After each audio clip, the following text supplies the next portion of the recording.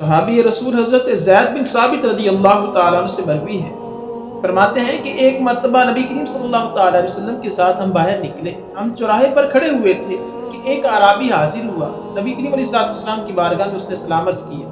آقا کریم صلی اللہ تعالیٰ علیہ وسلم نے اس کے سلام کا جواب دیا۔ آپ نے فرمایا، اے اعرابی، تو نے وہاں کیا پڑھا تھا؟ کہ میں دیکھ رہا ہوں وہاں آسمان کے کناروں کو فرشتوں نے گھیرا ہوا ہے۔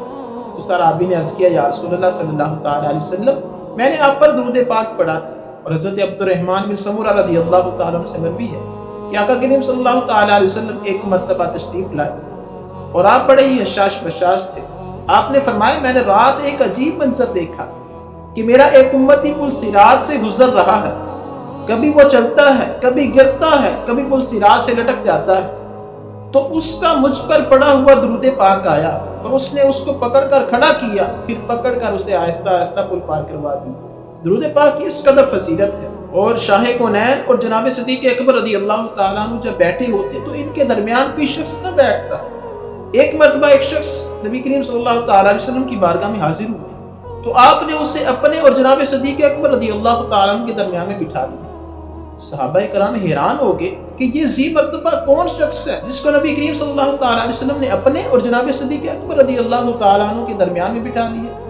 تو جب وہ شخص اٹھ کے چلا گیا تو آقا کریم صلی اللہ تعالیٰ علیہ وسلم نے ارشاد فرمایا کہ میرا یہ امتی جب مجھ پر درود پاک پڑھتا ہے تو اس طرح پڑھتا ہے، اللہم صلی علی محمد کما تحب و ترضی۔ تو اس طرح درود پاک پڑھتا ہے۔ اللہ خالق کائنات نے درود پاک کی برکت سے اس قدر مرتبہ عطا فرمایا۔ اور آقا کریم صلی اللہ تعالیٰ علیہ وسلم نے ارشاد فرمایا، قیامت کے دن 3 شخص عرش الہی کے سایہ میں ہوگا کہ جب اور کسی چیز کا سایہ نہ ہوگا۔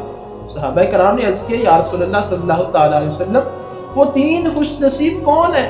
آپ نے فرمایا، ایک وہ جو میرے کسی مصیبت زدہ امتی کی پریشانی کو دور کرے، اور دوسرا میری سنت کو زندہ کرنے والا، میری سنت پر عمل کرنے والا، تیسرا مجھ پر درود پاک کی کثرت کرنے والا۔ حضرت فاروق اعظم رضی اللہ تعالیٰ عنہ سے مروی ہے، آقا کریم صلی اللہ تعالیٰ علیہ وسلم نے ارشاد فرمایا کہ جو مجھ پر ایک مرتبہ درود پاک پڑھتا ہے، اللہ رب العزت اس پر 10 رحمتیں نازل فرماتا ہے۔ اب بندے کی مرضی ہے کہ درود پاک کم پڑھے یا زیادہ پڑھے۔ اور حضرت ابی بن کعب رضی اللہ تعالیٰ عنہ سے مروی ہے کہ وہ بارگاہ رسالت مآب صلی اللہ تعالیٰ علیہ وسلم میں حاضر ہوئے۔ عرض کیا، یا رسول اللہ صلی اللہ تعالیٰ علیہ وسلم، میں آپ پر کثرت کے ساتھ درود پاک پڑھتا ہوں یا کثرت کے ساتھ درود پاک پڑھنا چاہتا ہوں تو کتنا پڑھوں؟ نبی کریم صلی اللہ تعالیٰ علیہ وسلم نے ارشاد فرمایا، جتنا چاہے پڑھ۔ عرض کیا، یا رسول اللہ صلی اللہ تعالیٰ علیہ وسلم، میں اپنے اوراد و وظائف میں سے 1/4 حصہ درود پاک پڑھ لیا کروں۔ آقا کریم صلی اللہ تعالیٰ علیہ وسلم نے ارشاد فرمایا، جیسے تیری مرضی، اگر اس سے بھی زائد کرے تو تیرے لیے اس میں بہتری ہے۔ عرض کیا، یا رسول اللہ صلی اللہ تعالیٰ علیہ وسلم، اگر زیادتی میں بہتری ہے تو میں نصف درود پاک پڑھ لیا کروں۔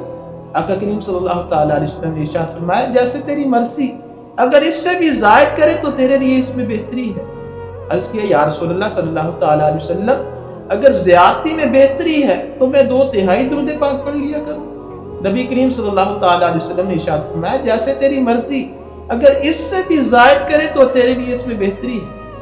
عرض کیا، یا رسول اللہ صلی اللہ تعالیٰ علیہ وسلم، اگر زیادتی میں بہتری ہے تو میں سارا درود پاک ہی نہ پڑھ لیا کروں۔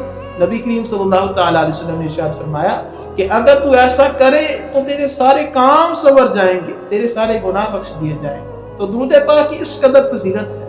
اللہ خالق کائنات ہمیں کثرت کے ساتھ نبی کریم صلی اللہ تعالیٰ علیہ وسلم کی ذات مبارکہ پر درود پاک پڑھنے کی توفیق عطا